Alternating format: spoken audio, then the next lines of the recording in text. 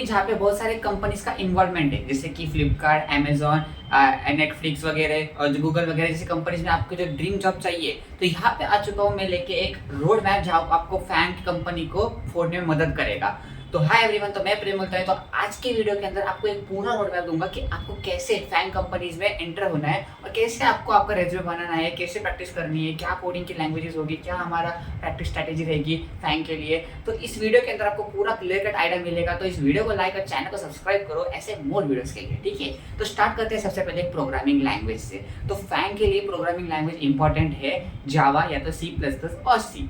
Python is not applicable, क्योंकि जहाँ तक मैंने इस वीडियो के पहले की बात की थी कि आप उस वीडियो को भी जाके रेफर कर सकते हो कि पाइथन, जावा, डीएसए और टाटा स्ट्रक्चर एल्गोरिथम्स को यूज नहीं होता है। तो अभी के लिए ये जो भी रोड मैप आप इस वीडियो के अंदर सीखोगे तो वो सिर्फ जावा और C++ और सी के लिए, सी लैंग्वेजेस के लिए एप्लीकेबल है। तो आपको जो डीएसए का जो भी आप रोल मॉडल बनाओगे या जो आप प्रोजेक्ट्स करोगे वो पाइथन से बहुत हायर लैंग्वेज पे होगे। तो जावा और C is applicable here for FAANG companies, ठीक है। सबसे पहले हमने बात की कि हमारे पास कोडिंग लैंग्वेजेस कौन सी रहनी चाहिए। तो जावा और सी में से आप कौन सी भी बेस्ट लैंग्वेज चूज कर सकते हो, उसके डीएसए के कॉन्सेप्ट आपको मास्टर करने हैं। सबसे पहली प्रोसेस होगी हमारे रोड मैप में से कि उसके डीएसए के प्रोसेस को आप सीखो।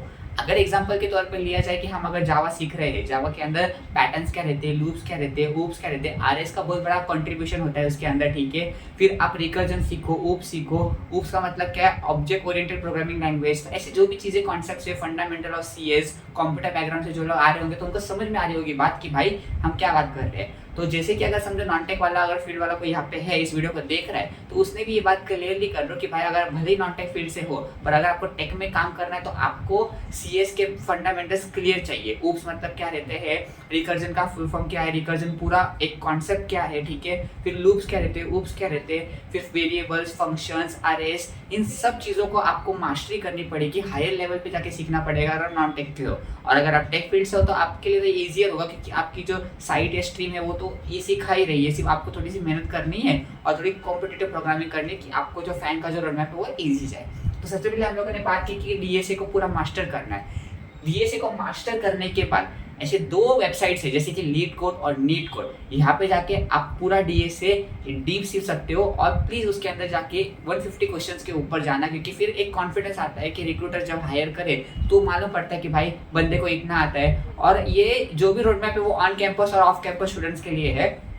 तो जैसे कि जो लोग ऑन कैंपस जा रहे होंगे उनके इधर कंपनी आती रहेगी, जैसे कि जेपी मॉर्गन हो गया, गूगल हो गया, फैंग हो गई जैसी कंपनीज। तो उसके अंदर हमको क्या करना है कि आपका जो डिग्री का जो सीजीपीए है वो मेंटेन रखना है। जैसे कि कुछ कंपनीज का सीजीपीए होता है 7.5 के ऊपर, कुछ लोग का होता है 8.5 के ऊपर। तो वो सीजीपीए मेंटेन करके रखो, क्योंकि आपको रिक्रूटर के पास आप जब जाते हो रेज्यूमे लेके एटीएस फ्रेंडली वाला, तो आपको सीवी और रेज्यूमे पढ़ के दिखता है कि हाँ भाई इस बंदे के अंदर अच्छा प्रॉस्पेक्ट है, इस बंदे ने अच्छा अच्छा काम किया है। और मेन बात यहाँ पे आती है प्रोजेक्ट्स की। तो प्रोजेक्ट्स की भी हम बात कर रहे होंगे इस वीडियो के अंदर। तो सबसे पहले हम लोगों ने देखा डीएसए के क्वेश्चंस। डीएसए को पूरा बेसिक से लेके मास्टरी तक, हायर लेवल तक लेके जाओ, पूरा उसका निकाल डालो पूरा, मतलब उसको पूरे अच्छे से कॉन्सेप्ट क्लियर करो। क्योंकि अगर बाई चांस कुछ ऐसे कॉन्सेप्ट आ ही जाते हैं इंटरव्यू के अंदर तो आप उसके अंदर हसल ना हो और रुको ना।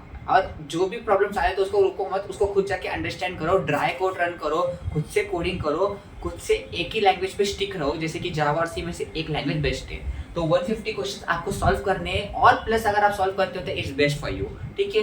फिर लीड कोड और नीट कोड में से आप जाके जावा के और कौन से भी लैंग्वेजेस के डीएसए और सिस्टम डिजाइन के कॉन्सेप्ट क्लियर कर सकते हो।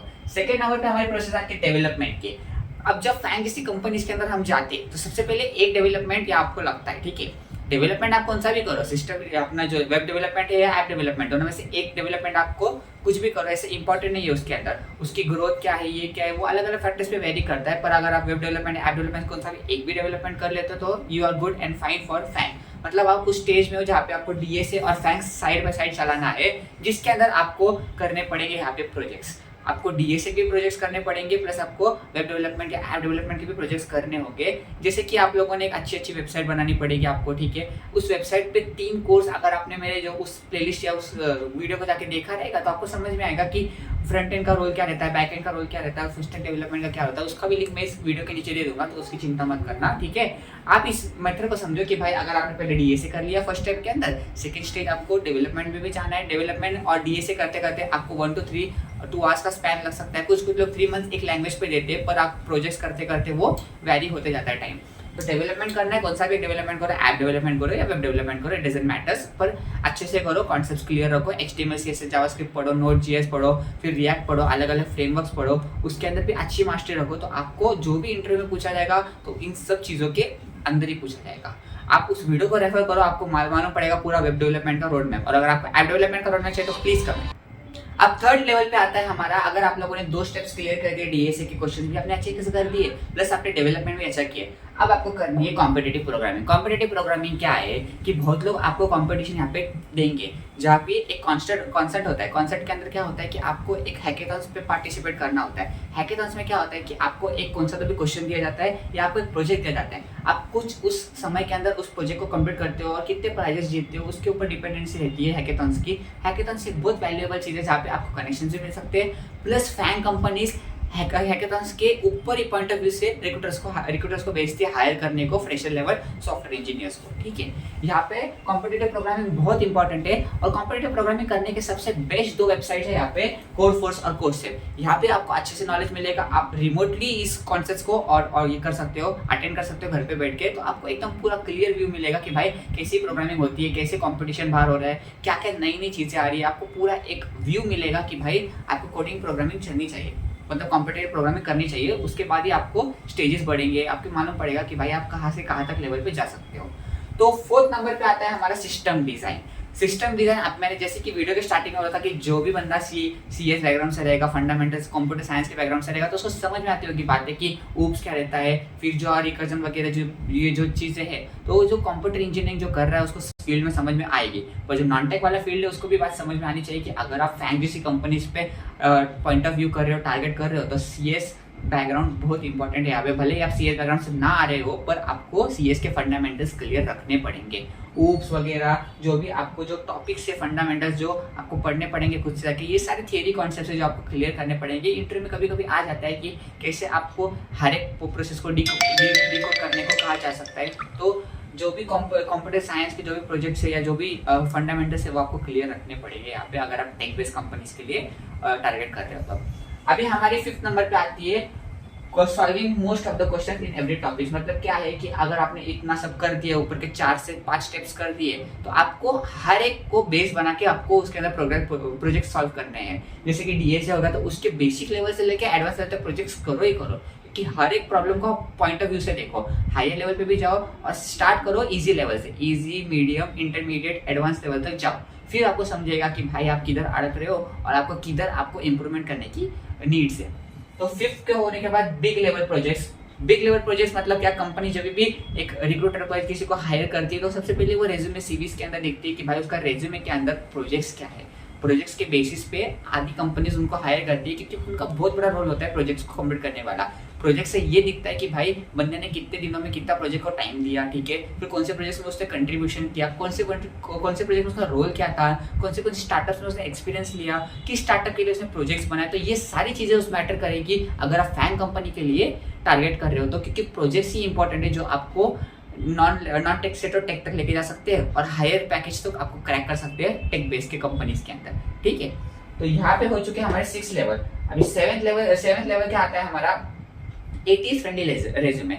अगर आप कुछ वीडियोस मेरे उठा के देखोगे तो आपको दिखेगा कि 80s फ्रेंडली रेज्यूमे मतलब क्या, एप्लीकेंट ट्रैकिंग सिस्टम। ये एक ऐसा सिस्टम है जहाँ पे रेज्यूमे शॉर्टलिस्ट होते हैं HR या बहुत हाई मैनेजर के पास जाने से पहले। तो आपको 80s फ्रेंडली रेज्यूमे अगर आपको चाहिए कि मैं बनाऊँ तो उस वीडियो के लिए भी आपको एक कमेंट डालना पड़ेगा और एक वीडियो को लाइक करो अच्छे से। और अगर आप यहाँ तक आ चुके हो तो इस प्रोसेस को अगर आप फॉलो करोगे तो भाई आप पक्का 100% इस फैन को फोड़ दोगे। टाइम लगेगा, 3 to 4 मंथ्स आपको कोडिंग को देना पड़ेगा, प्रोजेक्ट्स को 1 ईयर देना पड़ेगा, डेवलपमेंट सीखनी पड़ेगी, चीज़ें सारी बहुत हार्ड है। पर अगर आप इसको डेडिकेशन के साथ करते हो तो आपका ये लेवल या आपका गोल भी कंप्लीट होगा।